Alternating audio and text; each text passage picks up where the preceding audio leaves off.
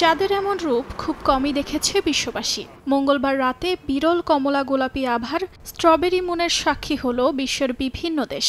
বুধবার ভোর পর্যন্ত যুক্তরাষ্ট্রের নিউ ইয়র্ক, ফ্লোরিডা এবং যুক্তরাজ্যের লন্ডনে দেখা মেলে এই চমৎকার দৃশ্যের। ইতালি, গ্রিস এবং ভারতের আকাশেও দেখা যায় স্ট্রবেরি মুনের বিস্ময়কর দৃশ্য। এই দৃশ্য চাঁদের 18 বছরের চক্রের একটি বিরল মুহূর্ত বলে জানান জ্যোতির্বিজ্ঞানীরা।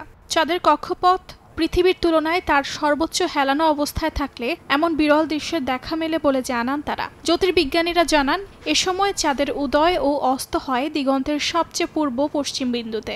ফলে উত্তর গোলার্ধে এটি আকাশে বেশ নিচু মনে হয়। পরবর্তী স্ট্রবেরি মুনের দেখা মিলবে 2043 সালে। তবে স্ট্রবেরি মুন নামটির সঙ্গে চাঁদের রঙের কোনো সম্পর্ক নেই। নামটি এসেছে ঋতুভিত্তিক ফল পাকার সময় থেকে।